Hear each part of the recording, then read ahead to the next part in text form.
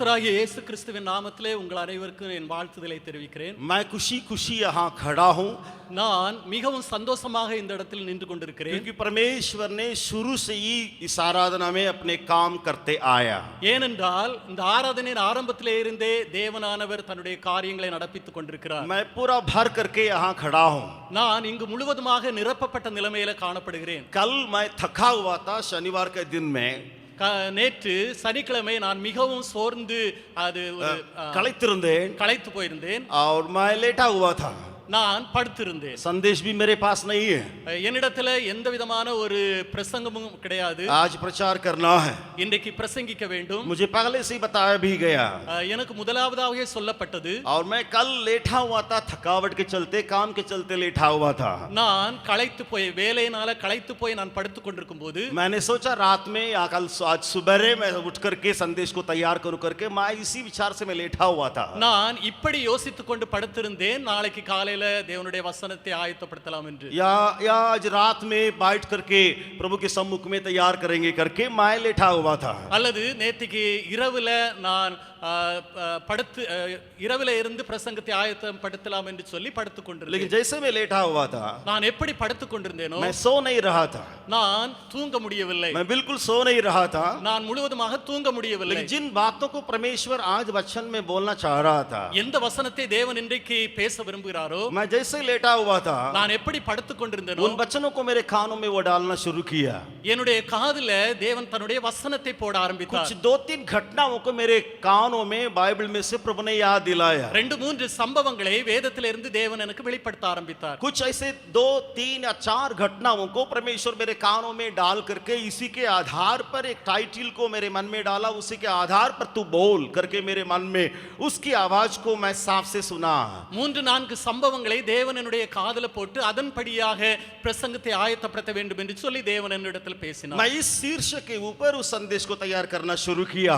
நான் இந்த தலைப்பின் கீழே என்னுடைய பிரசங்கத்தை ஆயத்தப்படுத்தினேன். यहोवा के लिए धून, தேவனுக்காக வைராக்கியம், यहोवा के लिए जलन, தேவனுக்காக வைராக்கியம். आज मैं इस शीर्षक के आधार पर 3 घटनाओं को आपके सामने रखें, 3-4 घटनाओं को या और कुछ घटनाओं को आपके सामने पेश करने के लिए चाहता हूं. இந்த தலைப்பின் அடிப்படையில் இந்த 3-4 விஷயங்களை உங்கள் மத்தியில் வைக்க விரும்புகிறேன். कभी-कभी हम लोगों को पता नहीं चलता कि हम सेवकाई में किस प्रकार कार्य करते हैं. சில வேளை நமக்கு தெரியாமல் இருக்கலாம் நாம் ஊழியத்திலே எப்படி நாம் செய்து கொண்டிருக்கிறோம். बहुत धीरे दल चल के हम विश्वासी हो या सेवक हो परमेश्वर के सेवकाई में हाथ बैठाए होंगे. நாம் மெதுவாக நடந்து விசுவாசியோ அல்லது ஊழியத்திலேயோ நாம் கடந்து வந்திருக்கிறோம். लेकिन प्रभु आपको यो कहने के लिए चाहता है. ஆனால் தேவன் உங்களுக்கு இதை சொல்ல விரும்புகிறார். मेरे दाहिने ओर बैठे हुए सारे जवान मेरी ओर ताक करके सुन ले. நான் என்னுடைய வலது பக்கத்துல உட்கார்ந்து இருக்கிற வாலிப சகோதரிகளுக்கு நான் சொல்லுகிறேன். और बाएं ओर बैठे हुए जवान मेरे तरफ कान खोल के सुन ले. இந்த இடது பக்கத்துல உட்கார்ந்து இருக்கிற வாலிப சகோதரர்கள் என்னுடைய காரியங்களை கவனமாய் प्रभु आपसे यूं कहने के लिए चाहता है. தேவன் உங்களிடத்தில் இதை சொல்ல விரும்புகிறார். यहोवा के लिए जलन रखो. தேவனுக்காக வைராக்கியம் கொள்ளுங்கள். यहोवा के कार्य के लिए जलन रखो. தேவனுடைய வேலைக்காக வைராக்கியம் கொள்ளுங்கள். यहोवा के सारी एक बात के लिए धून रखो. தேவனுடைய ஒவ்வொரு காரியங்களுக்காகவும் நீங்கள் மிகவும் வைராக்கியம் கொள்ளுங்கள். वैसे ही बड़े लोगों से प्रभु कहने के लिए चाहता है. அப்படியே பெரியவர்களுக்கும் தேவன் சொல்ல விரும்புகிறார். नए सेवकाई में जुड़े 2 या 3 सालों से जुड़े हुए लोगों से प्रभु बातचीत करने के लिए चाहता है. 2 அல்லது 3 வருடங்களாக ஊழியத்தில் இணைந்திருக்கிற உங்களுக்கு தேவன் சொல்ல விரும்புகிறார். नए सेवकाई में या विश्वास में आए हुए लोगों के लिए परमेश्वर बातचीत करने के लिए चाहता है. புது விசுவாசிகளாக அல்லது ஊழியத்தில் இணைந்திருக்கிற உங்களுக்கு தேவன் சொல்ல விரும்புகிறார். धीरे मत चलो. மெதுவாக செல்லாதீர்கள். धीरे मत चलो. மெதுவாக செல்லாதீர்கள். परमेश्वर के कार्य में आगे धून लगा के चलते बनो. தேவனுடைய காரியத்துல வைராக்கியமாக முன்னேறி செல்ல வேண்டும். मैं 3 लोगों को आपके सामने पेश करूंगा. நான் 3 மனிதர்களை உங்களுக்கு மத்தியில் வைக்க और விரும்புகிறேன். उनके जीवन में से किन 3 बातों में वे धून या जलन उनके अंदर उठी, उन बातों को आपके सामने पेश करने के लिए चाहता हूं. அவருடைய வாழ்க்கையில காணப்பட்ட வைராக்கியம், தேவனுக்காக காணப்பட்ட ஒரு வாஞ்சை, இந்த காரியத்தை வைக்க விரும்புகிறேன். लेकिन उनके आधार के लिए मैं 2 वचनों को एक नया नियम से एक पुराना नियम से आपको दिखाने के लिए चाहता हूं। அதனுடைய ஆதாரத்திற்காக ரெண்டு வசனங்களை ஒன்று புதிய ஏற்பாட்டிலே இருந்தும் இன்னொன்று பழைய ஏற்பாட்டிலே இருந்தும் உங்கள் மையத்திலே வைக்க फिर मैं संदेश में मैं आगे बढ़ने के लिए चाहता हूं। திரும்ப நான் பிரசங்கத்துல முன்னேறி செல்ல दो விரும்புகிறேன்। वचन जो तमिल में सुंदर ढंग से अनुवाद किया गया है, தமிழ்ல ரெண்டு வசனங்கள் மிகவும் அழகாக எழுதப்பட்டிருக்கிறது। जिसमें आप देखेंगे वैराग्यम, அதில் எழுதப்பட்டிருக்கிறது வைராக்கியம்। जिसमें तमिल का शब्द वैराग्यम करके इस्तेमाल किया गया है। அது தமிழ்ல எழுதப்பட்டிருக்கிறது வைராக்கியம் என்று சொல்லி पौलुस सलाह देता है பவுல் இங்க ஆலோசனை சொல்லுகிறார்। एक अच्छी अच्छी बातों के लिए तुम जलन रखो, நல்ல நல்ல காரியங்களுக்காக நீ வைராக்கியம் கொள்। तमिल में बहुत सुंदर ढंग से वो वचन लिखा गया है। தமிழ்ல மிகவும் அழகாக இந்த வசனம் எழுதப்பட்டிருக்கிறது। हिंदी में थोड़ा सा उसका अर्थ जो है विस्तार रूप में बताया गया है, लेकिन वो शब्द मैं नहीं देख पा रहा हूं। ஆனால் ஹிந்தியில விளக்கமாக எழுதப்பட்டிருக்கிறது, ஆனால் இந்த தலைப்பின் இந்த காரியத்தை அங்கு பார்க்க முடியவில்லை। इसलिए मैं तमिल में उन वचनों को मैं हिंदी में अनुवाद करके प्रचार करूंगा। ஆகையால நான் தமிழ்ல இருக்கிற அதே வசனத்தை ஹிந்தியில நான் பிரசங்கிக்க मेरे விரும்புகிறேன்। साथ खोलिएगा என்னோடு திருப்பிக் கொள்ளுங்கள்। गलातियों की पत्री கலாத்தியரின் புஸ்தகம் 4 अध्याय 4வது அதிகாரம் 18 वचन। 18வது வசனம்। गलातियों की पत्री கலாத்தியரின் புஸ்தகம் 4 अध्याय 4வது அதிகாரம் 18 वचन। 18வது வசனம்। अब उसको हम पढ़ेंगे। அதை படிக்கலாம்। पर ये भी अच्छा है कि भली बात में हर समय मित्र बनाने का ढूंढ रखो, ना केवल उसी समय कि जब मैं तुम्हारे साथ रहता हूं। நல் விஷயத்தில் வைராக்கியம் பாராட்டுவது நல்லதுதான், அதை நான் உங்களிடத்தில் இருக்கும் பொழுது மாத்திரமல்ல எப்பொழுதும் பாராட்ட வேண்டும்। मैं इसके जो वचन लिखे जाने का भूमिका को यहां प्रचार करने के लिए नहीं आया हूं। இங்கு வசனம் எழுதப்பட்ட முன்னுரையை நான் உங்களுக்கு சொல்ல விரும்பவில்லை। कॉन्टेक्स्ट, किस कॉन्टेक्स्ट पर या किस मौके पर यह वचन को पौलुस पेश करता है उसके ऊपर मेरे प्रचार नहीं है। எந்த சந்தர்ப்பத்தில் பவுல் இந்த வசனத்தை வெளிப்படுத்துகிறார் அதையும் சொல்ல விரும்பவில்லை। लेकिन या इस अध्याय से भी मैं प्रचार करने के लिए नहीं चाहता हूं। அல்லது இந்த அதிகாரத்திலிருந்தும் பிரசங்கிக்க விரும்பவில்லை। लेकिन इस बात पर मैं आपको कानों में डालने के लिए चाहता हूं। இந்த விஷயத்தை உங்கள் காதுகளில் போட விரும்புகிறேன்। मेरे पीछे पीछे आप बोलेंगे, என்னுடைய பின்னால நீங்கள் சொல்லலாம்। मेरे पीछे पीछे आप सबको ही बोलेंगे, என்னுடைய பின்னால நீங்கள் எல்லாரும் சொல்லலாம்। पर ये भी अच्छा है पर ये भी अच्छा है कि भली बातों में भली बातों में जलन रखे, जलन रखे, भली बातों में भली बातों में धून रखे। धून रखे। Hallelujah, hallelujah, hallelujah. हालेलुया। कितने लोग भली बातों में धून रखने के लिए चाहते हैं? எத்தனை பேர் நல்ல காரியத்துல வைராக்கியம் கொள்ள விரும்புகிறீர்கள்? मैं बातों में धून रखने वालों को बारे में नहीं कहता हूं। நான் பேச்சில வைராக்கியம் கொள்றதை பற்றி சொல்லவில்லை। खाली ऐसी बातों में, कोई बुरी बातों में धून रखता है, मैं बातों में धून रखने वालों को बारे में मैं नहीं कहता हूं, लेकिन भली बातों में धून रखने वालों के बारे में कहता हूं। அல்லது இந்த விஷயத்துல சில பேர் இந்த தீமையான விஷயத்துல வைராக்கியம் வைப்பார்கள், அதை குறித்து சொல்லவில்லை।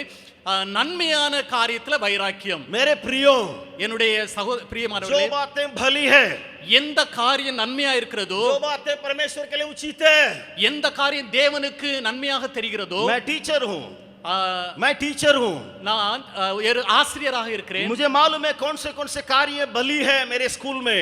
எனக்கு தெரியும் என்னுடைய ஸ்கூல்ல எந்த காரியங்கள் நன்மையான காரியங்கள் कौन सी बातें बोलने में भली होती है करके मुझे मालूम है। எனக்கு தெரியும் எந்த விஷயத்தை பேசுவது நன்மையாக இருக்கும் என்று தெரியும்। बच्चों से किन बातों में बर्ताव करना अच्छा है मुझे मालूम है। எனக்கு தெரியும் பிள்ளைகளோடு எப்படி இடைபட வேண்டும் என்று சொல்லி எனக்கு தெரியும்। मुझे मालूम है किताब में कौन सी बातें जो है अच्छी तरह बच्चों को समझ में आता है, जरूरी है। எனக்கு நன்றாக தெரியும் இந்த வேதாகமத்தில் புத்தகத்தில் எந்த காரியங்கள் நன்மையான காரியங்கள் என்று சொல்லி தெரியும்। मेरी स्कूल की पढ़ाई में, स्कूल की किताब में मुझे मालूम है कौन सी बातें बच्चों के अंदर प्रभाव डाल सकती है। நான் ஸ்கூல் உள்ள புத்தகத்தில் அந்த காரியத்தை பற்றி எனக்கு தெரியும் எந்த காரியங்கள் பிள்ளைகளுக்குள்ளால ஒரு தாக்கத்தை ஏற்படுத்தும் என்று। मैं चाहता हूं, நான் விரும்புகிறேன் उसमें मैं जलन रखूं, அதுல நான் வைராக்கியமா இருக்கிறேன், उसमें मैं धून रखूं, அதுல நான் மிகவும் வைராக்கிய जो வாஞ்சியா जो இருக்கிறேன். अच्छी बातें मेरे सामने दिखाई पड़ती है, எந்த எந்த நல்ல காரியங்கள் எனக்கு காணப்படுகிறதோ, कोई भी मेरे पीछे पैर को पकड़ के खींचने वाले क्यों न हो, என்னுடைய கால்களை பிடித்து பின்னாலே இழுக்கிறவர்களா இருந்தாலும், उस भली बात को करने से दूर रखने वाले कोई भी व्यक्ति क्यों न हो, இந்த நன்மையான காரியங்களை செய்கிறதிலே எந்த ஆட்கள் தடை பண்ணுகிறார்களோ, मेरे विरोध में कितने भी बोले எனக்கு விரோதமாக எத்தனை காரியங்கள் பேசுகிறவர்களா जो இருந்தாலும், मैंने नहीं किया मेरे विरोध में कितने भी लोग बोले, நான் செய்யாததை செய்தேன் என்று எத்தனை பேர் சொன்னாலும், मैं जो भली बातों को करते जा रहा हूं उसको मैं धून लगा के जलन करके और करते रहूंगा. நான் நன்மையான காரியங்களுக்காக வைராக்கியம் பாராட்டி செய்து கொண்டிருக்கிறவனோ இன்னமும் வைராக்கிய வாஞ்சியாக அதை செய்து கொண்டிருப்பேன். आजकल सेवकाई में कई प्रकार का सेवकाई पाई जाती है कैंपस में. இன்றைக்கு ஊழியத்துல நம்முடைய கேம்பஸ்ல ஏராளமான டிபார்ட்மெண்ட்கள் காணப்படுகிறது. चाहे हॉस्पिटल हो, சில வேளை ஹாஸ்பிடலாக இருக்கலாம், या हॉस्टल हो, அல்லது ஹாஸ்டலாக இருக்கலாம், या कोई भी विभाग हो, नर्सिंग स्कूल हो या स्कूल हो या कोई भी विभाग हो या ऑफिस हो, कोई भी विभाग हो, அல்லது எந்த டிபார்ட்மெண்ட்களாக இருக்கலாம், ஹாஸ்பிடலாக இருக்கலாம், நர்சிங் ஸ்கூலாக இருக்கலாம், அல்லது ஆபீஸ்களாக இருக்கலாம், सारी बातें सेवकाई के अधीन में आती है. எல்லா ஊழியங்கள் எல்லா டிபார்ட்மெண்ட்களும் ஊழியத்தின் ஆதாரத்தில் வருகிறது. सारी बातें सेवकाई करके उसके अधीन में आती है. எல்லா டிபார்ட்மெண்ட்களும் ஊழியம் செய்து அதனுடைய ஆதீனத்தில் வருகிறது. लेकिन मैं आपसे एक प्रश्न रखने के लिए चाहता हूं, நான் உங்களிடத்தில் ஒரு கேள்வியை வைக்க விரும்புகிறேன். कहीं भी बैठ के कोई भी काम करने वाले सेवकाई में क्यों न हो, நீங்கள் ஊழியத்தில் எங்க இருந்து எந்த வேலை செய்து கொண்டிருந்தவர்களா இருந்தாலும், क्या आपके अंदर धून है, உங்களுக்குள்ளால வைராக்கியம் क्या காணப்படுகிறதா, आपके अंदर जलन है, அல்லது உங்களுக்குள்ள வைராக்கிய வாஞ்சை क्या காணப்படுகிறதா, आप दौड़ते हैं, நீங்கள் ஓடுகிறீர்கள், क्या थकते हैं तो भी आप दौड़ के सेवा करते हैं. நீங்கள் களைத்து போனாலும் ஓடிக்கொண்டிருக்கிறீர்கள் ஊழியத்தில். मैं पुराना नियम से एक वचन को दिखाने के लिए चाहता हूं. நான் பழைய ஏற்பாட்டில இருந்து ஒரு வசனத்தை காண்பிக்க मेरे விரும்புகிறேன். संदेश के आधार के लिए पुराना नियम से एक वचन को दिखाने के लिए चाहता இந்த हूं. வசனத்தின் ஆதாரமாக கொண்ட பழைய ஏற்பாட்டில இருந்து ஒரு வசனத்தை காண்பிக்க விரும்புகிறேன். वहां परमेश्वर खुद कहता है. அங்கு தேவன் சொல்லுகிறார். आप पूछेंगे जलन गलत बात है भैया, जलन कोई सही बात है करके आप पूछेंगे. சிலவேளை நீங்க யோசிக்கலாம், அந்த ஜலன் சொல்லக்கூடியதான காரியம் वैराग्य, வைராக்கியம் என்று சொல்லக்கூடியதான காரியம் அது தவறு என்று சொல்லி वैराग्यम जलन धून ये भैया थोड़ा सा ये कैसी बातें करके आपके अंदर डाउट हो सकता है. சிலவேளை உங்களுக்குள்ளால அந்த ஒரு சந்தேகம் காணப்படலாம், இந்த வைராக்கியம் எப்படிப்பட்டது என்று சொல்லி. लेकिन वहां परमेश्वर कहता है, ஆனால் அங்கு தேவன் சொல்லுகிறார், मेरे अंदर जलन उठी, எனக்குள்ளே வைராக்கிய வாஞ்சியா இருக்கிறேன், मेरे अंदर मैं जलन रखा. நான் வைராக்கிய வாஞ்சியா இருக்கிறேன். सियोन के बारे में मेरे अंदर जलन उठी, சீயோனை குறித்து எனக்குள்ளே வைராக்கிய வாஞ்சியா இருக்கிறது. यरूशलेम के बारे में मेरे अंदर जलन उठी. எருசலேமை பற்றி நான் வைராக்கிய வாஞ்சியா இருக்கிறேன். क्यों? ஏனென்றால் उनको बचाने के लिए, அதை காப்பாற்றுவதற்காக, उनको मोड़ने के लिए, அதை உருவாக்குவதற்காக, उनको तसल्ली देने के लिए, அதற்கு இளைப்பாறுதலை கொடுப்பதற்காக. किसके बारे में परमेश्वर जलन करके कहता है? எந்த காரியத்தை குறித்து ஆண்டவர் வைராக்கியம் என்று சொல்லுகிறார்? आपके बारे में, कलीसिया के बारे में, आपके बारे में परमेश्वर कहता है मेरे अंदर जलन है.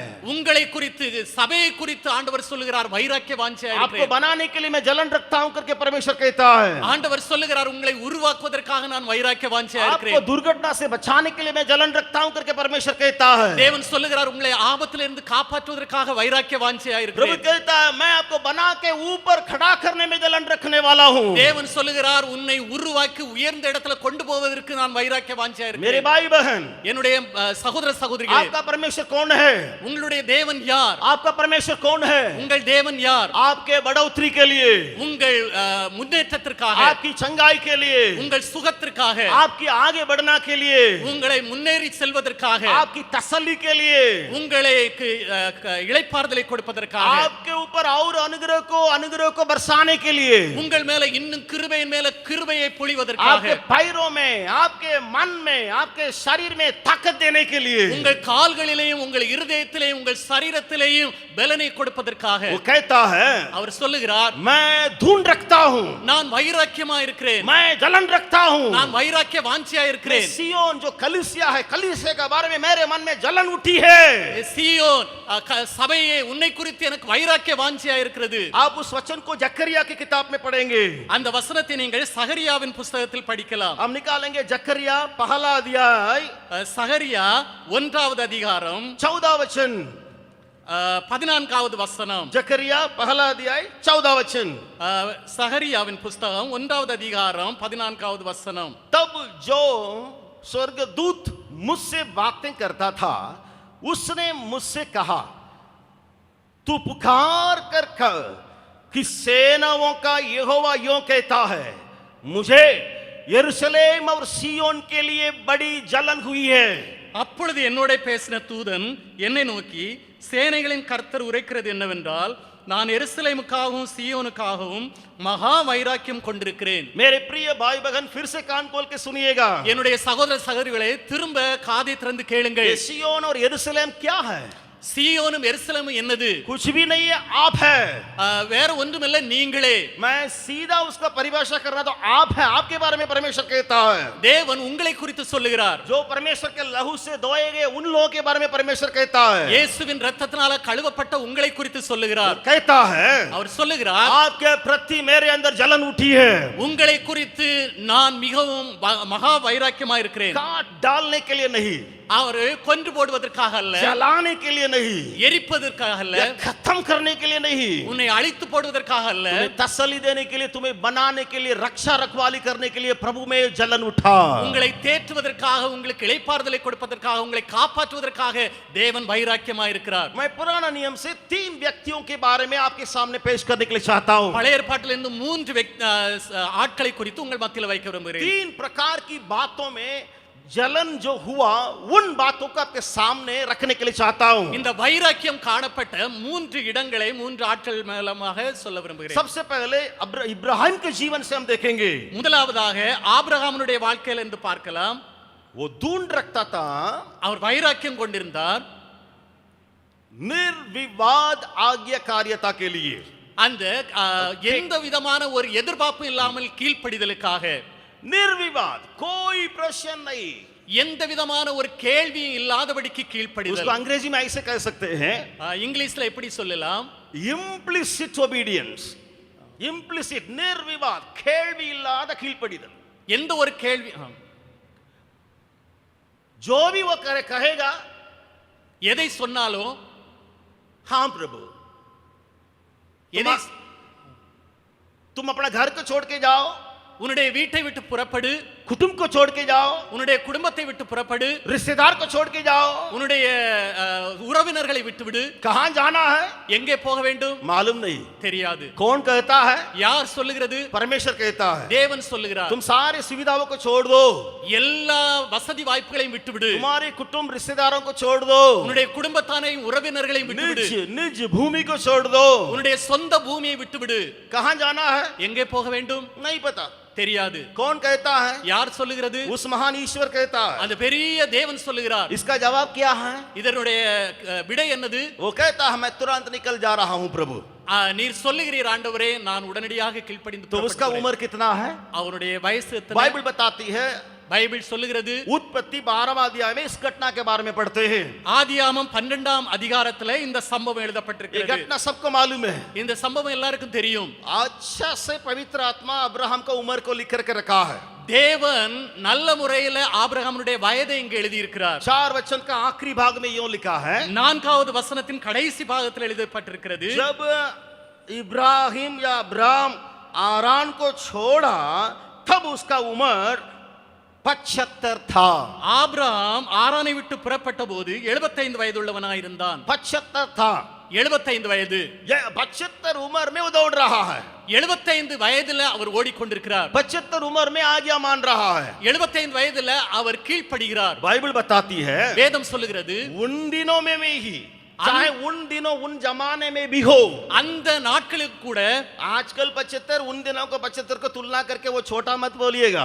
அந்த சமயத்தில் உள்ள 75 வயது இப்பொழுது உள்ள 75 வயதையும் நீங்கள் இணைத்து பார்த்து நீங்கள் சோர்ந்து போகாதீர்கள். क्योंकि बाइबल बताती है, जब अब्राहम का उम्र 100 था, ஏனென்றால் வேதம் சொல்லுகிறது ஆபிரகாம் 100 வயதா இருக்கும்போது, और साराई भी बूढ़ी हो गई, ये भी बूढ़ा हो गया करके वचन बताता है. சாராளும் ஆபிரகாமும் வயது முதிர்ந்தவர்களானார்கள். साराई अब्राहम की की पत्नी गर्भ धारण करने के लिए उसके पास ताकत नहीं थी, ஆபிரகாமின் மனைவி சாராள் கர்ப்பம் தரிப்பதற்கு அவளிடத்தில் பலன் இல்லை, बच्चा जनने के लिए ताकत नहीं थी, குழந்தை பெற்றெடுப்பதற்கு அவளுக்கு பலன் இல்லை. स्त्रियों का जो लहू बगाना वो भी सब कुछ बंद हो गया था, இந்த ஸ்திரீகளுக்குள்ள வழிபாடு நின்று போயிற்று, सब कुछ बंद हो गया था। எல்லாம் நின்று போயிற்று. इसका मतलब क्या है? இதனுடைய காரணம் என்ன? 75 उम्र वाले कमजोर है, இந்த 75 வயதுள்ளவர் மிகவும் பலவீனமானவர். ये 75 उम्र वाले बूढ़ा है।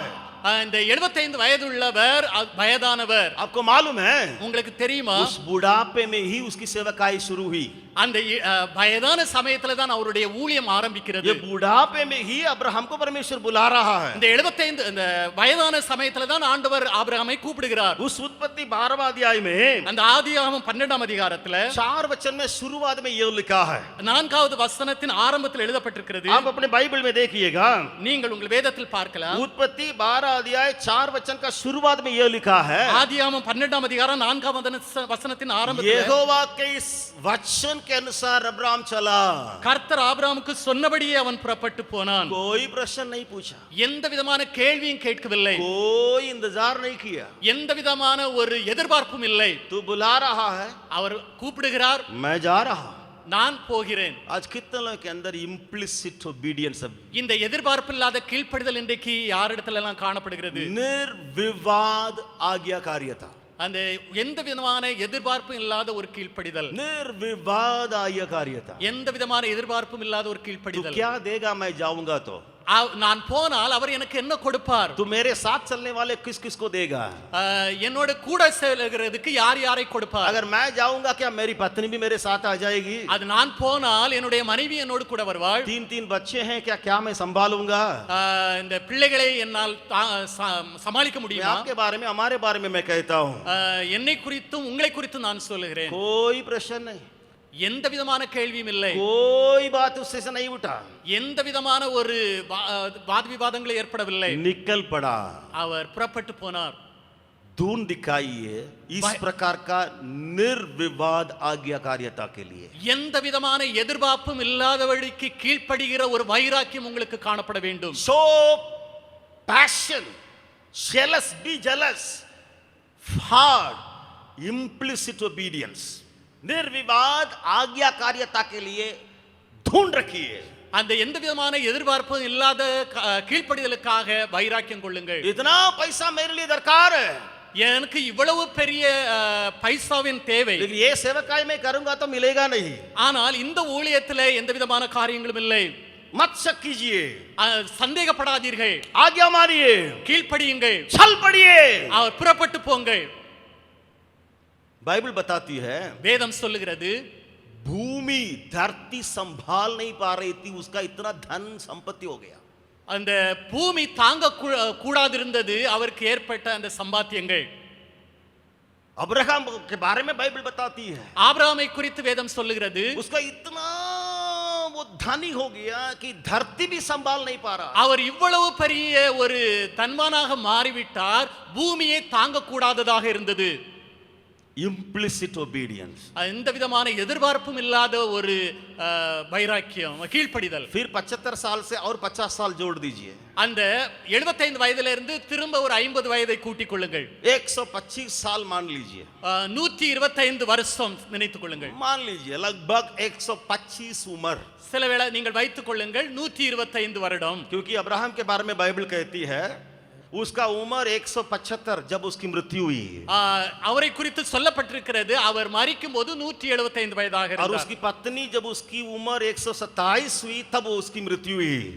साराई 127 வயசா இருக்கும்போது அவருக்கு तो मान लीजिए जब 175 उम्र हो गया, 175 வயசாயிற்று. 100 उम्र में बेटा भी मिल गया, 100 வயதுல மகனும் கிடைத்து और விட்டார். बेटा जवान हो गया, लड़का हो गया। அவர் குழந்தை இப்பொழுது வாலிபனாக மாறிவிட்டார். मैं सोचता हूँ अब्राहम हाथ में लाठी लिया होगा चलने के लिए, நான் யோசிக்கிறேன் சிலவேளை ஆபிரகாம் நடப்பதற்காக கோலை எடுத்திருக்கலாம். लंगड़ाते लंगड़ाते शायद चलता होगा, அவர் நொண்டி நொண்டி சிலவேளை நடந்திருக்கலாம். क्योंकि उसकी उम्र लगभग 125 है இப்பொழுது ஏறத்தாழ 125 வயது. और सुंदर लड़का एकलौता बेटा है, ஆனால் அழகான ஒரே பேரான ஒரு वो भी குமாரன், वादा किया हुआ बेटा इसहाक आपके घर में है। வாக்குத்தத்தம் பண்ணப்பட்ட ஈசாக்கை பெற்றுக்கொண்டார். और परमेश्वर बोलता है தேவன் சொல்லுகிறார், उसी बेटा को मेरे लिए बलि चढ़ाओ, அந்த மகனை உன்னுடைய ஒரே பேரான குமாரனை எனக்காக பலி செலுத்து. जिससे तुम ज्यादा प्रेम करते हो, யாரிடத்துல நீ மிகவும் அன்பு கூறுகிறாயோ, जिससे तुम ज्यादा पाल पाल करके यहाँ तक ले आए हो, யாரேக்கா நீ வைராக்கியம் காண்பித்து இங்க வரை கொண்டு வந்தாயோ, पालन पोषण करके उसको इतना तक लेके आए हो, இந்த போஷித்து நீ வழிநடத்தி இதுவரைக்கும் கொண்டு வந்தாயோ, उसको मेरे लिए दे दो, அவனை எனக்கென்று நீ கொடுத்து விடு. उसको बलि चढ़ाओ। அவனை நீ எனக்கென்று பலி செலுத்து. अब्राहम क्या किया? ஆபிரகாம் என்ன செய்தார்?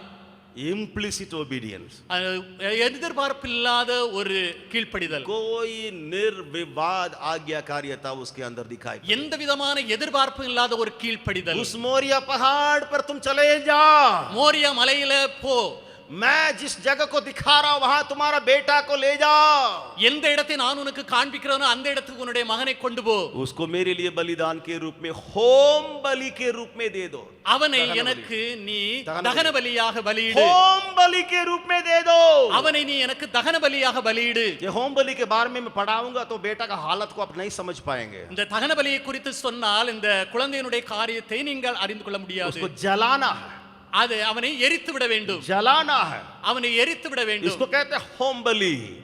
அதை குறித்து சொல்லப்பட்டிருக்கிறது उसके தகன बाद பலி. बेटा का हड्डी तक पता नहीं चलेगा, அதுல அந்த தன்னுடைய மகனுடைய எலும்பு கூட தெரியாமல் उसका போய்விடும், एक एक मांस नस भी पता नहीं चलेगा। அவனுடைய சரீரமும் நரம்புகளும் காணப்படாமல் போய்விடும். आपको मालूम है कोई शरीर को जलाने के बाद राख को वहां से निकालते हैं, ஒரு சரீரத்தை எரித்த பிறகு அங்கிருந்து சாம்பல் தான் கிடைக்கும், राख को लेते हैं, சாம்பலை எடுப்பார்கள், हड्डी नहीं ले मिलेगा, எலும்பு கிடைக்காது. राख को लेकर के उसको दफनाते हैं, उसको पूजा पाठ करते हैं और लोग अन्य जाति लोग, அந்நிய ஜனங்கள் அந்த சாம்பலை எடுத்து அதை புதைத்து வழிபடுகிறார்கள், या पानी में उसको गला देते हैं, அல்லது தண்ணீரில் அதை கரைத்து விடுவார்கள். बस उसी काम को ही मतलब उसी प्रकार होम बलि के रूप में बेटा को चढ़ाओ। ஆண்டவர் சொன்னார், தகன பலியாக உன்னுடைய மகனை நீ பலியிடு. एक भी प्रश्न नहीं पूछा, ஒரு கேள்வியும் கேட்கவில்லை, एक भी प्रश्न नहीं पूछा।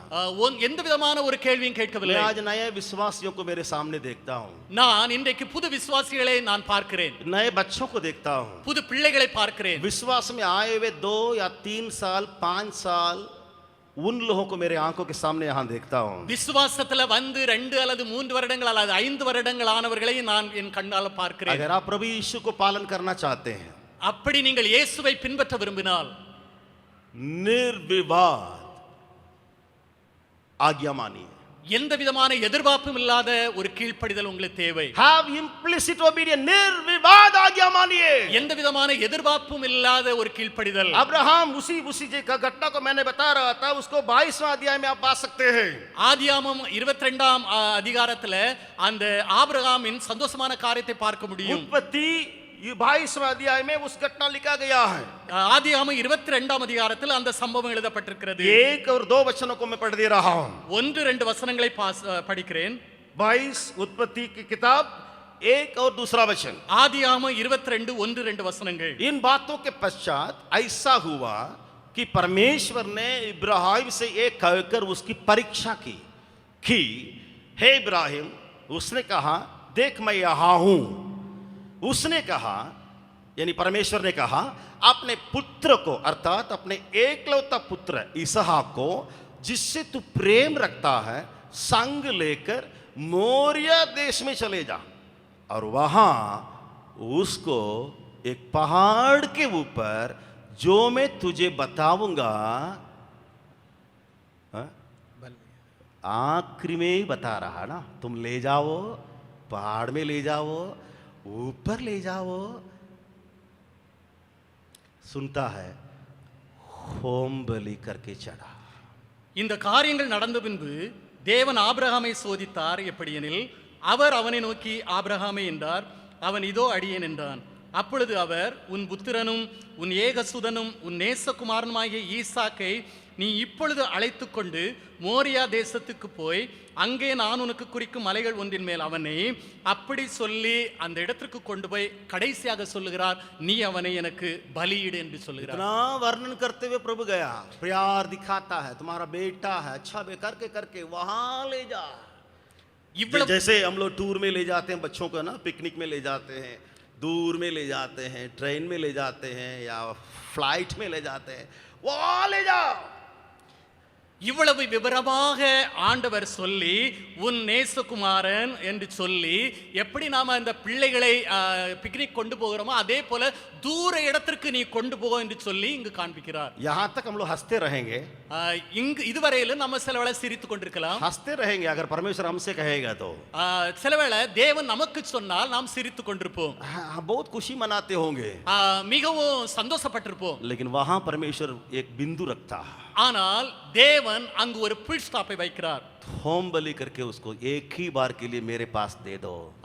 दहन बलिயாக ஒரு முறை நீ அவனை எனக்கு என்று கொடுத்து விடு. लेकिन वचन बताता है, तीसरा वचन, அந்த மூன்றாவது வசனம் சொல்லுகிறது, निर्विवाद उसने आज्ञा माना, எந்த விதமான எதிர்பார்ப்பும் இல்லாதபடிக்கு ஒரு கீழ்ப்படிதல். கேள்வி இல்லாம निर्विवाद उसने आज्ञा माना, எந்த விதமான ஒரு கேள்வியும் இல்லாதபடி ஒரு கீழ்ப்படிதல். निर्विवाद आज्ञा माना, எந்த விதமான கேள்வியும் இல்லாதபடி ஒரு implicit obedience। तीसरा वचन यूं शुरू करता है, அந்த மூன்றாவது வசனத்திலே எதிர்பார்ப்பில்லாத ஒரு கீழ்ப்படிதல் என்று இங்கு எழுதப்பட்டிருக்கிறது. वचन बताता है, வசனம் சொல்லுகிறது, तड़के उठा அதிகாலையில் எழுந்து और गधे पर काठी कसकर अपने दो सेवक को ले लिया, தன் கழுதையின் மேல் சேணம் கட்டி தன் வேலைக்காரர்கள் 2 பேரையும் और पुत्र इसहाक को भी संग ले लिया।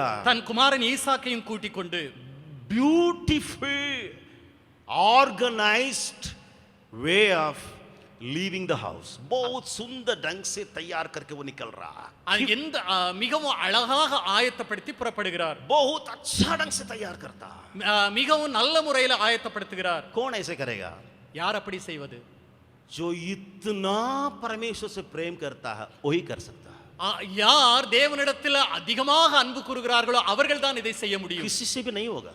அது யாராலே முடியாது. One who loves God like anything, அது தேவனை முழுவதுமாக நேசிக்கிறவர்களுக்கு இது முடியும். ready to give anything, அவர் கொடுப்பதற்கு எதையும் கொடுப்பதற்கு one who ஆயத்தமாவார்கள். loves God like anything, ready to give anything।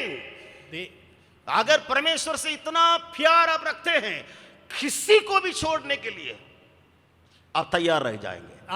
தேவனை அதிகமாக நேசிக்கிறவர்கள் எதை விட்டு விடுகிறதுக்கும் ஆயத்தமாக இருக்க வேண்டும். implicit obedience, எதிர்பார்ப்பில்லாத கீழ்ப்படிதல். हमारे कैंपस में आज्ञाकारी होने के लिए कई बातें हैं। நான் நம்முடைய கேம்பஸ்ல வந்து கீழ்ப்படிதலுக்கு अनेक காரியங்கள் உண்டு. मेरे स्कूल में आज्ञाकारी implicit आज्ञाकारिता के लिए कई बातें हैं। என்னுடைய ஸ்கூல்ல எதிர்பார்ப்பில்லாத கீழ்ப்படிதலுக்கு अनेक காரியங்கள் உண்டு. कभी-कभी बुड़बुड़ा करके हम लोग आज्ञा मानते हैं, சிலவேளை முறுமுறுத்துக் கொண்டு நாம் கீழ்ப்படிகிறோம், बुड़बुड़ाते हैं फिर आज्ञा मान लेते हैं।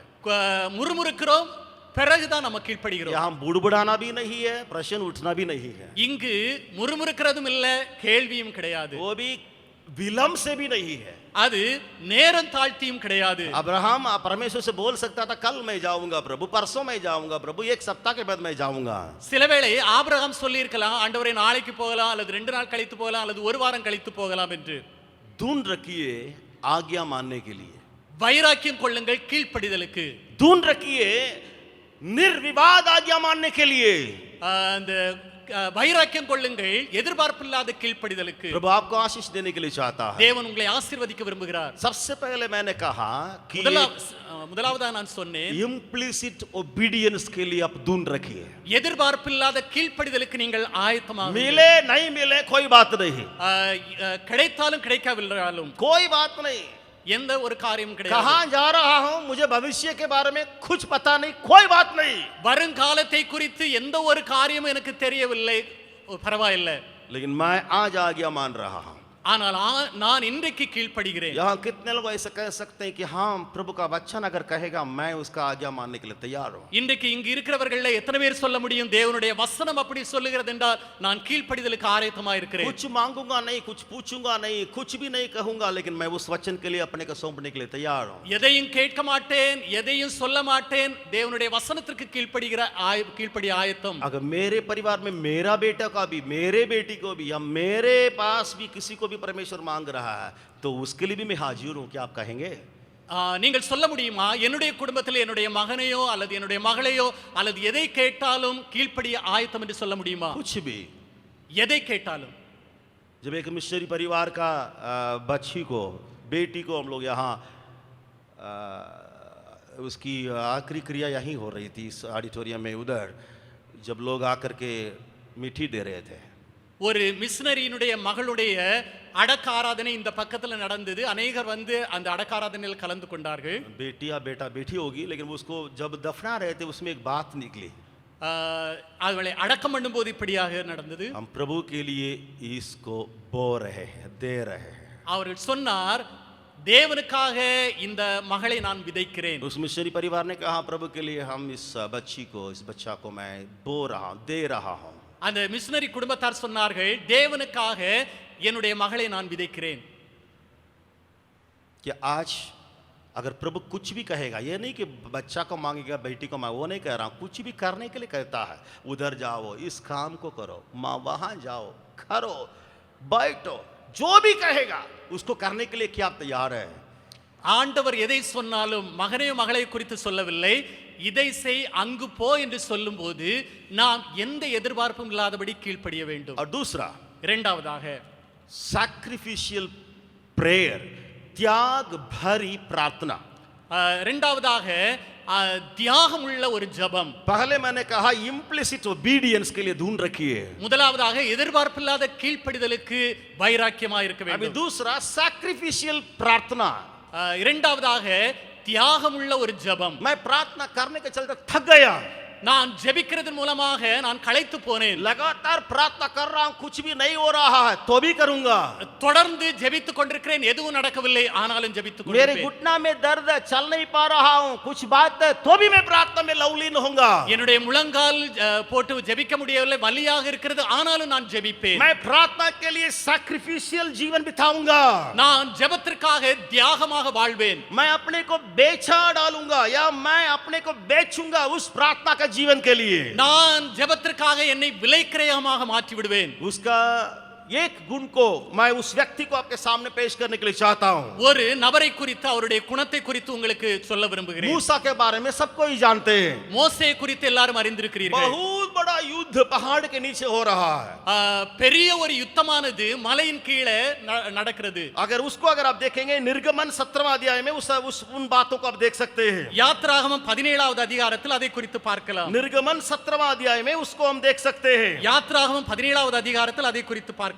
वहां 8वां वचन को पहले देखेंगे, 8வது वசனத்தை நாம பார்க்கலாம். निर्गमन 17वां अध्याय 8वां वचन, யாத்ராகமம் 17வது அதிகாரம் 8வது வசனம். अमलेक की आकर रफीदीम में इस्राएलियों से लड़ने लगे, அமலேக்கியர் வந்து ரெவிதீமிலே இஸ்ரவேலரோட யுத்தம் பண்ணினார்கள். अमलेक के आके वहां इस्राएलियों से लड़ने लगे, அமலேக்கியர் வந்து ரெவிதீமிலே இஸ்ரவேலரோட யுத்தம் பண்ணினார்கள். वहां 3 जन एक निर्णय लिए, அங்கு 3 பேர் ஒரு தீர்மானம் எடுத்தார்கள். मूसा, மோசே, हारून ஆரோன் और हूर। और ஊர். मूसा, हारून और हूर 3 जन एक निर्णय लिए, 3 பேர் மோசேயும் ஆரோனும் ஊரும் ஒரு தீர்மானம் எடுத்தார்கள். बहुत बड़ा युद्ध होने जा रहा है, பெரிய ஒரு யுத்தம் நடக்க போகிறது. हमसे नहीं होगा, என்னால கூடாது, हमारे पास भाला नहीं, बर्छी नहीं, वो नहीं, ये नहीं, हम युद्ध में लड़ नहीं पाएंगे।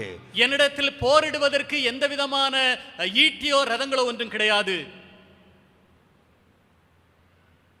8 वचन को देखिएगा, उसमें क्या लिखा है, 8வது வசனத்தில் என்ன சொல்லப்பட்டிருக்கிறது? निर्गमन 17वां अध्याय, யாத்ராகமம் 17வது அதிகாரம், उसका माफ कीजिए 9वां वचन, 9வது वचனம். 9वां वचन को हम देखेंगे। 9வது वचனத்தை படிக்கலாம். तो मूसा ने यहोशू से कहा, यहोशू नीचे जो लड़ने के लिए तैयार है, अमलेकियों से यहोशू से कहा, हमारे लिए कई एक पुरुषों को चुनकर छांट ले और बाहर जाकर अमलियाकों से लड़, और मैं कल परमेश्वर की लाठी हाथ में लिए हुए पहाड़ी की चोटी पर खड़ा रहूंगा। அப்பொழுது மோசே யோசுவாவை நோக்கி, நீ நமக்காக மனிதரை தெரிந்து கொண்டு புறப்பட்டு அமலேக்கோட யுத்தம் பண்ணு, நாளைக்கு நான் மலை உச்சியில் தேவனுடைய கோலை என் கையில் பிடித்துக் கொண்டு நிற்பேன் என்றார். इसका मतलब क्या हुआ? இதனுடைய அர்த்தம் என்னது? लाठी लेकर के दोनों हाथ को ऊपर रखना है, கோலை எடுத்துக்கொண்டு ரெண்டு கரங்களையும் உயர்த்தி வைத்திருப்பது. मुझे मालूम नहीं वो लाठी किस प्रकार उठाया होगा, किस प्रकार उसने किया होगा, ऐसे किया होगा या ऐसे, हमको मालूम नहीं, लेकिन लाठी उठा करके दोनों हाथ को ऊपर रखो. எனக்கு தெரியாது அந்த கோலை எடுத்து எப்படி அவர் தூக்கி வைத்திருந்தார். ஆனால் இங்கே சொல்லப்பட்டிருக்கிறது அந்த கோலை எடுத்து ரெண்டு கையையும் உயர்த்தி வைத்துக் கொண்டிருக்க कभी कभी हमारे स्कूल में बच्चों को ये पनिशमेंट देते थे पहले. முன்னால நாங்கள் இடையிடையே பிள்ளைகளுக்கு இந்த ஒரு காரியங்களை தண்டனை கொடுப்போம். दोनों हाथ को ऊपर करके खड़ा रहो आधा घंटा. பிள்ளைகள் ரெண்டு கரத்தையும் தூக்கி கொண்டு நிற்பார்கள். दोनों हाथ को ऊपर उठा करके खड़ा रहेगा. ரெண்டு கரத்தை மேல தூக்கி கொண்டு பிள்ளைகள் நின்று கொண்டிருப்பார்கள். पहले छोटा सा पनिशमेंट उनको देते थे. நானும் முன்னால இந்த சின்ன ஒரு பனிஷ்மென்ட் பிள்ளைகளுக்கு हम लोग देते थे, लेकिन आजकल सारे पनिशमेंट दूर हो जा रहा है. முன்னால அப்படி கொடுத்து கொண்டிருந்தோம். ஆனால் இப்பொழுது எல்லா பனிஷ்மென்ட்டும் விலகி கொண்டிருக்கிறது. अगर आप कुछ 1 घंटा अगर खड़ा करने के लिए, खड़ा होने के लिए कोशिश करेंगे, ஆனால் நீங்கள் சிலவேளை ஒரு மணி நேரம் கையை தூக்கி கொண்டு நிற்க விரும்பினால் यहाँ कुछ भी दर्द नहीं रहेगा. அது எந்த விதமான வலியும் இருக்காது. उंगली में कुछ भी दर्द नहीं रहेगा. விரல்ல எந்த விதமான வலியும் இருக்காது. यहाँ इतना दर्द उठेगा. ஆனால் இந்த பகுதியில பெரிய வலி இருக்கும். मैं अभी 2 मिनट हुआ, 2 मिनट भी नहीं हुआ, उतने में मेरे पैर हाथों में दर्द हो रहा है. எனக்கு இந்த 2 நிமிஷம் கூட ஆகவில்லை கையை தூக்கி வைத்திருக்கும் போது இந்த இடம் வலிக்கிறது. लेकिन ये मूसा को लाठी लेके प्रार्थना दुआ करना है अरे सुबह से शाम तक. ஆனால் மோசேக்கு அந்த கோலை எடுத்துக்கொண்டு கரத்தை உயர்த்தி காலையிலிருந்து சாயங்காலம் வரை ஜெபிக்க வேண்டி இருந்தது. उसका हाथ नीचे करने के लिए उसका मन नहीं है. அந்த கரத்தை கீழே எடுப்பதற்கு அவருக்கு விருப்பம் இல்லை. क्योंकि बाइबल बताती है, ஆனா வேதம் சொல்லுகிறது कभी कभी उसके हाथ नीचे हो गया. ஆனால் இடையிடையே சிலவேளை அவருடைய கைகள் கீழே வரும்போது जानबूझ के नहीं, அது தெரிந்து அவர் செய்யவில்லை. उसका दर्द के चलते हाथ नीचे गया. அந்த வலியினால அந்த கரங்கள் கீழே வருகிறது. जब हाथ उसका नीचे गया, அந்த கரங்கள் கீழே வந்தது. इसका मतलब वो प्रार्थना बंद हुआ. அதனுடைய அர்த்தம் ஜெபிப்பது தடைபடவில்லை. बाइबल बताती है, வேதம் சொல்லுகிறது नीचे जो अमलेकी लोग इजरायली से लड़ रहे थे, ஆனால் கீழே அமலேக்கியர்கள் இஸ்ரவேலோடு யுத்தம் பண்ணி கொண்டிருக்கிறார்கள். अमलेकियों की विजय हो रहा था. எப்பொழுது கரங்கள் கீழே வருகிறதோ அமலேக்கியர்கள் வெற்றி பெறுகிறார்கள். तुरंत समझ गया हो, हाथ टूटने से ही विजय करके फिर मूसा का हाथ ऊपर चलता था. அப்பொழுது அவர் அறிந்து கொண்டார் கரங்கள் கீழே வரும்போது தோல்வி கிடைக்கிறது. அப்பொழுது கரங்களை உயர்த்தி வைத்திருக்க வேண்டும். फिर दर्द उठा. திரும்ப கரங்கள் வலித்தது. मुझे मालूम नहीं पवित्र आत्मा किस प्रकार उनको अगुवाई किया कि हारून और हूर को भी ले जाओ. ஆனால் எப்படி தேவன் அவரை வழி நடத்தினார் என்று எனக்கு தெரியாது. ஆனால் ஆரோனையும் ஊரையும் கூட்டிக் கொண்டு போகிறார். दोनों जन ने एक काम किया. இரண்டு பேரும் ஒரு காரியத்தை செய்தார்கள். मूसा तो खड़ा रह रहा है. மோசே நின்று கொண்டிருக்கிறார். खड़ा होने के लिए आदेश नहीं है, बैठ सकता है. நின்று கொண்டிருப்பதற்கு அங்கு இது இல்ல, உட்கார்ந்திருக்க வேண்டும். लेकिन हाथ ऊपर रहना. ஆனால் கரங்கள் மேலே இருக்க ये வேண்டும். हारून और ऊर बड़ा पत्थर को लेके आए. ஆனால் ஆரோனும் ஊரும் பெரிய கல்லை எடுத்துக்கொண்டு வந்தார்கள். उसके नीचे जमीन पर पत्थर को रख के मूसा को बैठाए. அந்த மோசேயை அந்த கல்களின் மேல உட்கார வைத்தார்கள். मूसा बैठ गया. மோசே உட்கார்ந்தார். लेकिन बैठने से काम नहीं बनता है. உட்கார்றதுனால காரியம் நடக்காது. खास बात हाथ ऊपर रुकना है. அது விசேஷமான காரியம் கரங்களை மேலே தூக்க வேண்டும். बाइबल बताती है, வேதம் சொல்லுகிறது हारून एक तरफ हो गया ஆரோன் ஒரு பக்கமாக நின்றார். और हूर दूसरा तरफ हो गया. ஊர் மறுபக்கமாக நின்றார். उसके हाथ को जैसे मैं पकड़ रहा हूं वैसे हारून और हूर पकड़े रहा. எப்படி நான் பிடித்து கொண்டிருக்கிறேனோ அப்படியே ரெண்டு பக்கத்திலே ரெண்டு பேரும் மோசேனுடைய கரத்தை பிடித்து தூக்கி வைத்திருந்தார்கள். एक तरफ हारून है, दूसरा तरफ हूर है. ஒரு பக்கம் ஆரோனும் மற்ற பக்கத்துல ஊரும். मूसा ने कैसे प्रार्थना किया? மோசே எப்படி ஜெபித்துக் கொண்டிருந்தார்? दर्द, வேதனை, खड़ा नहीं हो पा रहा. நிற்க முடியவில்லை. Sacrificial prayer. ஒரு தியாகமான ஒரு ஜெபம். क्या उस त्याग भरी प्रार्थना करने के लिए आप अपने को सौंपने के लिए तैयार हैं? பிரியமானவர்களே, ஒரு தியாகமான ஜெபம் ஜெபிப்பதற்காக நீங்கள் ஒன்றை அர்ப்பணிக்க வேண்டியது அவசியம். आप क्या 1 घंटा या आधा घंटा रोज इस प्रकार का मैं सैक्रिफाइस करके मैं प्रार्थना करूंगा करके आप तैयार हैं? நீங்கள் ஆயத்தமாக இருக்கிறீர்களா?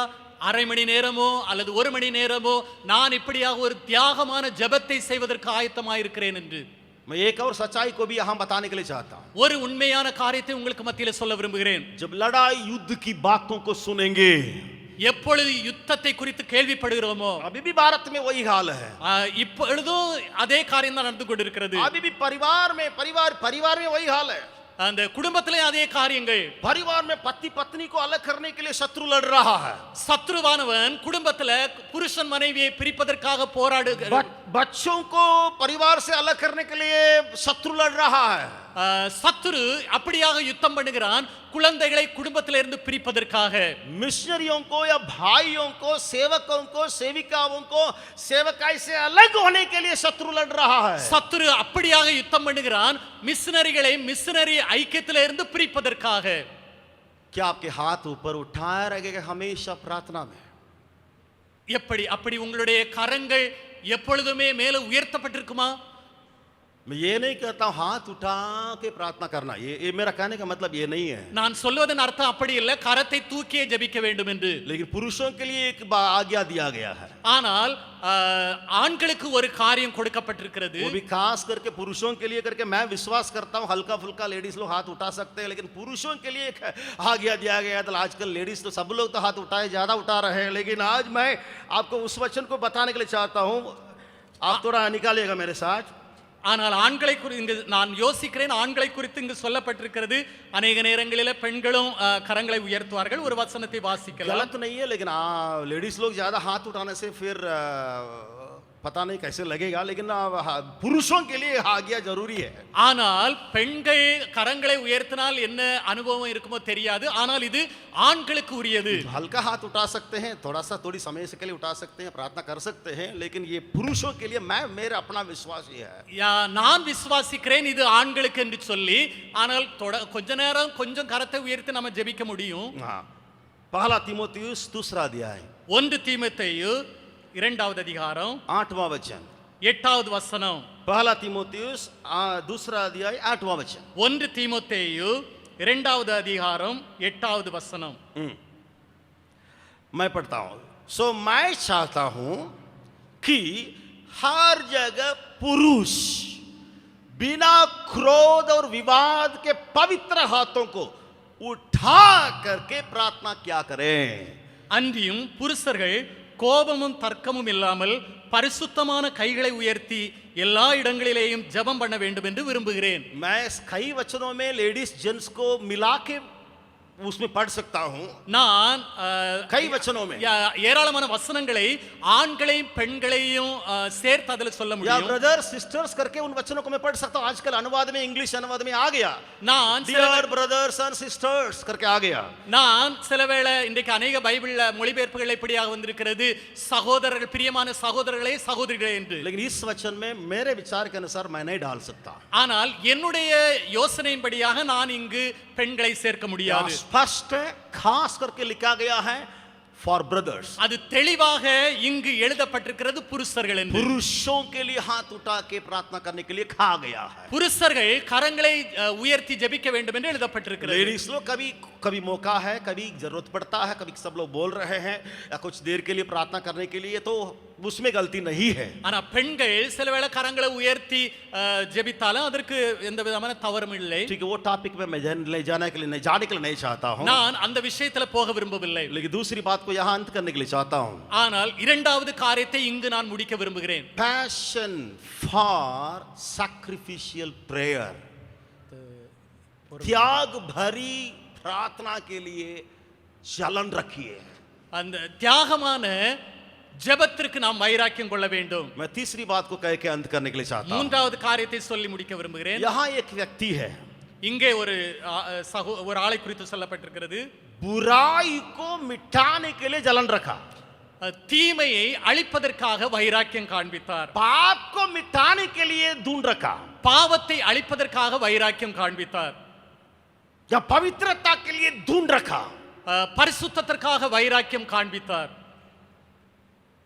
Passion for obedience, passion for prayer, passion for removing the evil, that is for holiness. கீழ்ப்படிதலுக்காக வைராக்கியம், ஜெபத்திற்காக வைராக்கியம், தீமையை அழிப்பதற்காக ஒரு வைராக்கியம். चारों तरफ अगर आप बुराई को देखते हैं, நான்கு பக்கமும் தீமையை பார்க்கலாம். हम लोग बुरे लोगों को काट फूट कर देते हैं।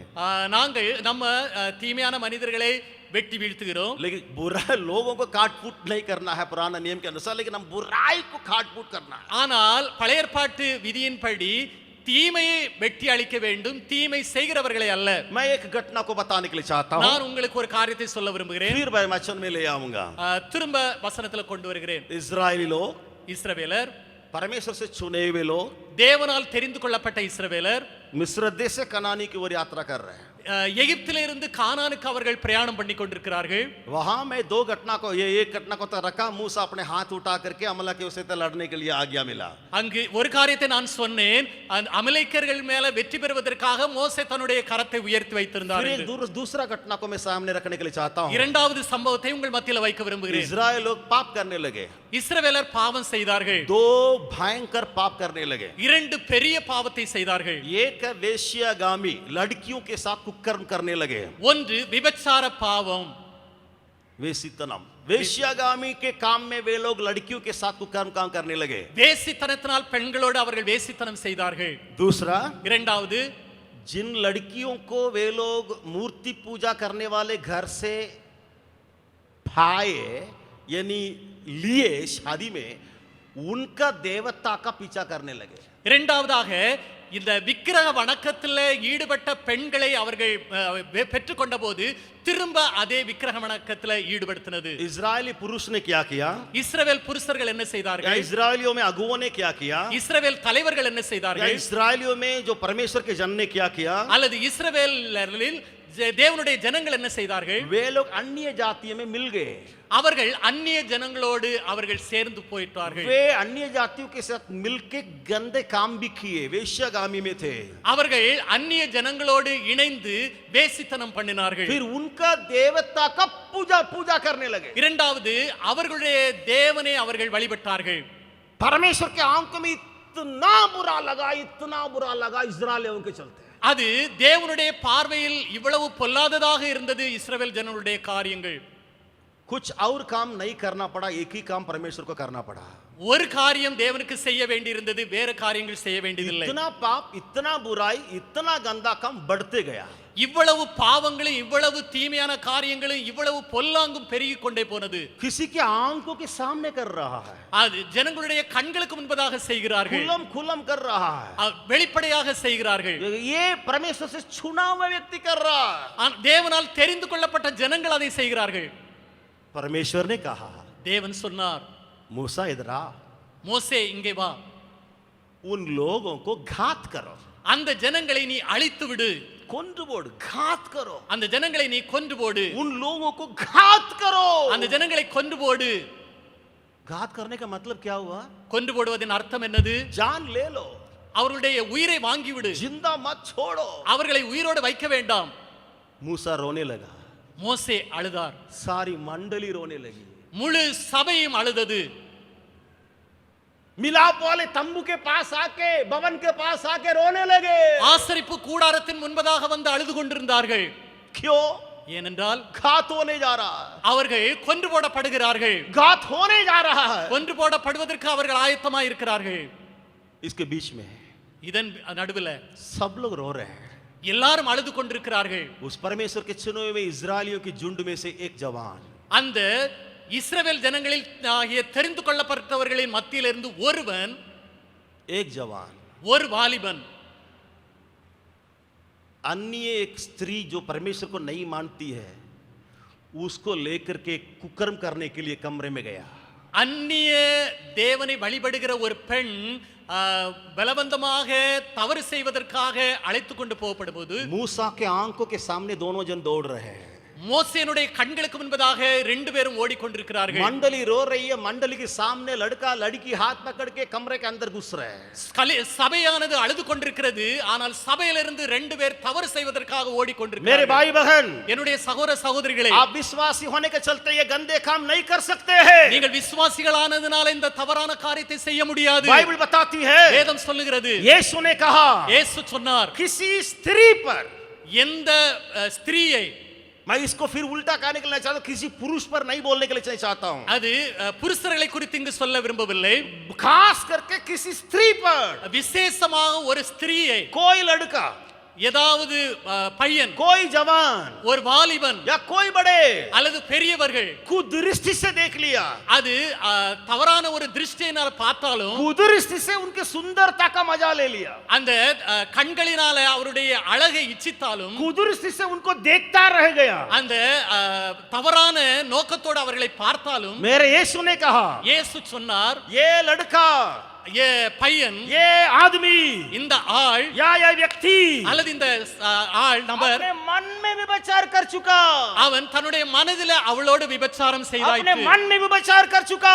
அவளுடைய இருதயத்தில் அவளோடு விபச்சாரம் मुझे செய்தாயிற்று. मालूम नहीं आप में से कितने लोग कुदृष्टि में पड़े हुए हैं, मेरे सामने बैठे हैं। இங்கு உட்கார்ந்திருக்கிற உங்களில் யார் அந்த தவறான இச்சையோடு பார்க்கிற அனுபவத்தில் இருக்கிறீர்களோ தெரியாது. मैं कई साल पहले मेरे स्टाफ रूम में बैठता था, நான் अनेक வருடங்களுக்கு முன்பதாக என்னுடைய ஸ்டாஃப் ரூம்ல உட்கார்ந்திருக்கும் போது कई सालों से बैठता था, अनेक வருடங்களாக உட்கார்ந்திருந்தேன். काम के चलते வேலை நிமித்தமாக कोई लेडीज लोग भी अंदर आएंगे, சில சகோதரிகளும் உள்ளாலே வருவார்கள், कुछ काम के चलते आएंगे, சில வேலை நிமித்தமாக அவர்கள் வருவார்கள். कोई दूसरा काम नहीं रहेगा, स्कूल में जो काम है उस काम के चलते अंदर आएंगे, அந்த ஸ்கூல்ல உள்ள வேலை நிமித்தமாக அந்த அறையில் वो भी வருவார்கள். मेरे साथ उनका ऑफिशियल का कुछ काम है। ஆனால் என்னோடு கூட அவர்களுக்கு அபிஷியலாக சில வேலைகள் இருக்கும். कभी कभी पेन ड्राइव इतना छोटा सा लेके आती है, சில வேளையில சின்ன ஒரு பென் டிரைவை எனக்கு वो முன்பதாக கொண்டு हाथ से வருவார்கள். भी पकड़ा नहीं जाएगा, उतना छोटा सा पेन ड्राइव, அது கைகளினாலேயும் பிடிக்க முடியாத அவ்வளவு சின்னதாக இருக்கும். उसको उसके अंदर कुछ बातें हैं मेरे हाथ में देना है,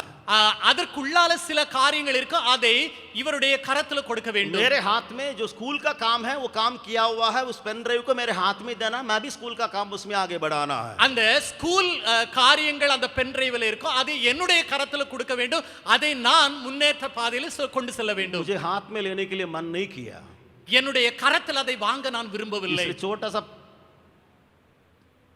कलम रखने के लिए जो मैं रखता था गोल टाइप का, उसी में उस पेन ड्राइव को मैं लेता था।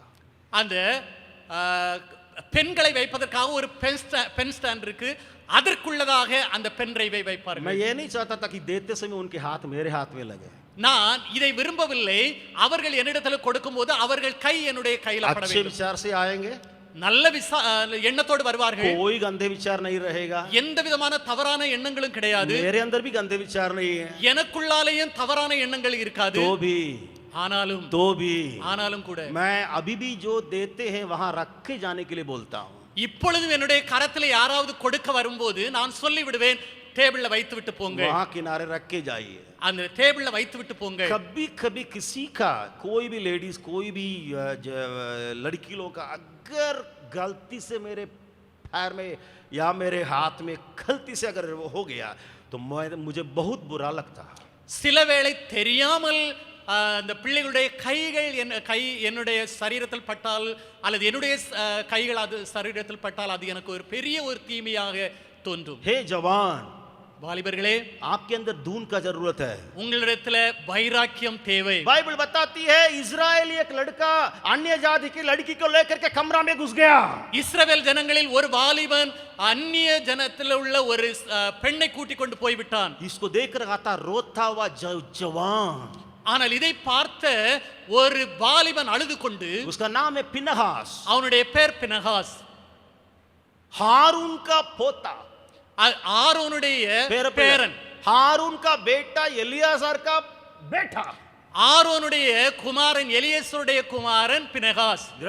दोनों जन को उसने देखा, இரண்டு பேரையும் இங்க பார்க்கும். ये लोग जा रहे हैं गंदे काम कमरे में करने जा रहा है, ரெண்டு பேர் தவறான காரியத்தை செய்வதற்காக போய் கொண்டிருக்கிறார்கள். मैं नहीं छोड़ूंगा, நான் அவரை விட மாட்டேன். मैं पवित्रता के लिए दून रखने वाला हूं, நான் பரிசுத்தத்திற்காக வைராக்கியம் பாராட்டுகிறவன். मैं बुराई मेरे चारों ओर होने नहीं दूंगा, என்னுடைய நாலு பக்கத்திலேயும் தவறான காரியங்கள் நடப்பதற்கு, பொல்லாப்பு நடப்பதற்கு நான் விட மாட்டேன். अपने हाथ में बर्छी को लिया, தன்னுடைய கரத்தினால ஈட்டியை எடுத்துக்கொண்டார், बर्छी को लिया, ஈட்டியை எடுத்துக்கொண்டார். बर्छी को लेकर के दोनों जन कमरा में जाके 5 मिनट हो गया या 2 मिनट हो गया, அவர் அந்த தன்னுடைய கரத்துல ஈட்டியை எடுத்துக்கொண்டு ரூமுக்குள்ளால போன அவர்கள் 2 நிமிஷமாயிற்று 5 நிமிஷமாயிற்று वे गंदे काम कर ही रहे थे, ஆனால் அவர்கள் தவறான காரியத்தை செய்து கொண்டிருக்கிறார்கள் कर ही रहे थे।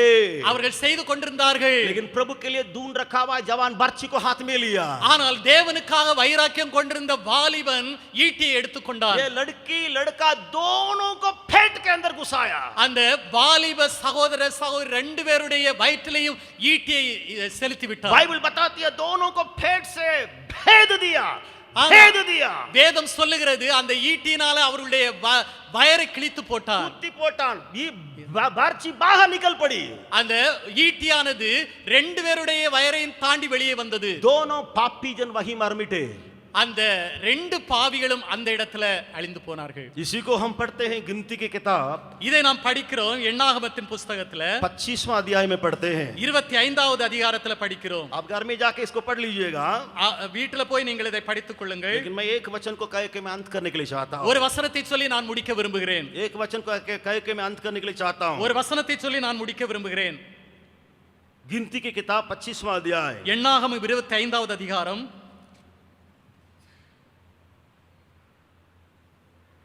7-8 वचनों को पढ़ेंगे। 7-8 வசனங்களை வாசிக்கலாம்। गिनती 25 का 7वां और 8वां वचन, எண்ணாகமம் 25வது அதிகாரம் 7-8 मैं வசனங்கள் उसको पढ़ दे रहा हूँ। நான் அதை படிக்கிறேன்। इस घटना को देखकर एलियाजर का पुत्र पिनहास, जो हारून याजक का पोता था, उसने मंडली में से उठकर हाथों में एक बर्छी ली। 8वां वचन, और उस इजरायली पुरुष के डेरे में जाने के बाद वह भी उतर गया और उस पुरुष और उस स्त्री दोनों के पेट में बर्छी बेध दिया। इस पर इजरायलियों में जो मरी फैली गई थी वह बीमारी दूर हो गई। அதை ஆசாரியனாக ஆரோனின் குமாரனான இளையேசரின் மகன் பினகாஸ் கண்டபோது அவன் நடு சபையிலிருந்து எழுந்து ஒரு ஈட்டியை தன் கையிலே பிடித்து இஸ்ரவேலனாகிய அந்த மனிதன் வேசித்தனம் பண்ணும் அறையிலே அவன் பின்னாலே போய் இஸ்ரவேல் மனிதனும் அந்த ஸ்திரீயுமாகிய இருவருடைய வயிற்றிலும் ஈட்டி உருவி போக அவர்களை குத்தி போட்டான்। அப்பொழுது இஸ்ரவேல் புத்திரரில் உண்டான வாதை நின்று போயிற்று। इसका एक नाम दिया गया है, இங்க ஒரு பெயர் கொடுக்கப்பட்டிருக்கிறது। 13 वचन को देखिएगा, 13வது வசனத்தில் சொல்லப்பட்டிருக்கிறது। 13 वचन को देखिएगा। 13வது வசனத்தை பாருங்கள்। मैं उसमें से एक शब्द को मैं ढूंढ रहा हूं, मैं उसको देखने के लिए चाहता हूं। நான் அதிலிருந்து ஒரு காரியத்தை தேடி கண்டுபிடிக்க விரும்புகிறேன்। परमेश्वर के लिए जलन उठी। தேவனுக்காக பக்தி வைராக்கியம் उसको காண்பித்து अपने बाइबल में अंडरलाइन कर लीजिए। உங்கள் வேதத்தில் அதை அடையாளம் குறித்துக் ये கொள்ளுங்கள்। पिनहास के बारे में जिसने बर्छी से बेध दिया, उस व्यक्ति के बारे में लिखा है। இங்கே அந்த ஈட்டியினாலே குத்தி போட்ட பினகாசை குறித்து சொல்லப்பட்டிருக்கிறது। पिनहास के बारे में ये लिखा है, பினகாசை குறித்து இங்கு அது சொல்லப்பட்டிருக்கிறது। उसे अपने परमेश्वर के लिए जलन उठी। அவன் தன் தேவனுக்காக பக்தியை வைராக்கியத்தை காண்பித்தான்। आप ठीक है, पवित्र है, நீங்கள் சரி பரிசுத்தமா இருக்கிறீர்கள், लेकिन मेरा प्रश्न ये है, ஆனால் என்னுடைய கேள்வி இதுவாக இருக்கிறது, क्या आप चारों तरफ पवित्रता को बनाए रख सकते हैं? என்ன நீங்கள் 4 பக்கங்களும் பரிசுத்தத்தை காத்து வைக்க முடியுமா? मेरे आंखों के सामने कोई बुरा करता है तो मैं डांटूंगा। என்னுடைய கண்களுக்கு முன்பதாக தவறு செய்கிறவர்களை நான் அதட்டுவேன்। अगर वो मुझसे बातें भी नहीं करें, அப்படி அவர்கள் என்னிடத்தில் பேசாம இருந்தாலும் பரவாயில்லை। ये नहीं बाइबल कहा है मेल मिलाप के साथ सबके साथ रखो, अगर हो सकता है तो मेल मिलाप के साथ रहे करके बाइबल बताती है। ஆனால் வேதம் சொல்லுகிறது எல்லாரோடும் கூட நீடிய கூடுமானால் எல்லாரோடும் கூட நீடிய சாந்தமாய் பொறுமையாய் இருங்கள் என்று சொல்லி, गलत चीज के लिए, गंदी बात के लिए मुझे बाहर रखने वाले हमसे कोई गम नहीं। தவறான காரியத்தை செய்கிறவர்கள் என் மேல எதை சொன்னாலும் அது பரவாயில்லை। बुराई को मैं देखूंगा नहीं, தீமையை நான் பார்க்க விரும்ப மாட்டேன்। बुरे को काटूंगा, बुरे व्यक्ति को काटूंगा नहीं। பொல்லாதவர்களை நான் வெட்டி போட மாட்டேன்। ये पिनहास पुराना नियम का व्यक्ति पुराना नियम में ग्रहण योग्य था, ஆனால் பழைய ஏற்பாட்டில் பினகாஸ் அந்த ஏற்றுக்கொள்ளக்கூடியதான அந்த காரியத்தை செய்தார்। लेकिन नया नियम में, ஆனால் புதிய ஏற்பாட்டில் जैसे मैंने कहा, எப்படி நான் சொன்னேனோ पुराना नियम का व्यभिचार शरीर संबंधित थी, அந்த பழைய ஏற்பாட்டில் உள்ள விபச்சாரம் சரீர சம்பந்தமானது। लेकिन नया नियम का व्यभिचार क्या है? ஆனால் புதிய ஏற்பாட்டு விபச்சாரம் என்னது? आंख संबंधित है।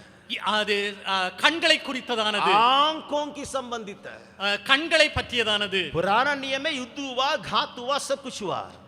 பழைய பாட்டுல அது வெட்டப்பட்டது, அழிந்து போனார்கள், செத்து போனார்கள். அது नया नियम में क्या है? ஆனால் புதிய ஏற்பாட்டுல मैं उस बुराई को रोकूंगा, அந்த தீமையை நான் தடை பண்ணுவேன், उस बुराई को उखाड़ूंगा, அந்த தீமையை நான் பிடுங்கி எறிந்து போடுவேன், उस बुराई को होने ना दूंगा। அந்த தீமையை நடக்க விட மாட்டேன். प्रभु आपसे बातें कर रहा है। தேவன் உங்களிடத்துல பேசுகிறார். क्या आप रोते हैं अगर आपके अंदर दून नहीं है तो? நான் அழுகிறேன் உங்களுடைய வைராக்கியம் இல்லை என்று அறிந்து. बड़े अंकल का मुंह से कितने बार मैं उस दून भरा वचन को मैंने अनुवाद किया खुद। நான் பெரிய அண்ணனுடைய பிரசங்கத்துல வைராக்கியம் நிறைந்த பிரசங்கத்தை எவ்வளவோ முறை நான் டிரான்ஸ்லேஷன் பண்ணி இருக்கிறேன். भले मैं आंखों में से उस समय आंखों के सबों के सामने रोना रोना दिखा नहीं सकता हूं, ஆனால் அந்த கூட்டத்துல அந்த நேரத்துல நான் அழாமல் இருப்பேன். लेकिन उनके अंदर कितने बार धून से भरा वचन निकला। எவ்வளவு முறை வைராக்கியம் நிறைந்த பிரசங்கத்தை நான் மொழிபெயர்த்திருக்கிறேன். आज्ञाकारिता के लिए, அந்த கீழ்ப்படிதலுக்காக, पवित्रता के लिए, பரிசுத்தத்திற்காக, प्रार्थना के लिए ஜெபத்திற்காக हम धून दिखाएंगे। வைராக்கியம் காண்பிக்க வேண்டும். ऐसे लोगों को परमेश्वर खोज रहा है। அப்படிப்பட்ட ஜனங்களை தேவன் தேடிக் கொண்டிருக்கிறார். आइए हम सर झुकाएं, நாம் தலைகளை தாழ்த்தலாம். हम सर झुका के प्रार्थना करें। தலைகளை தாழ்த்தி நாம் ஜெபிக்கலாம்.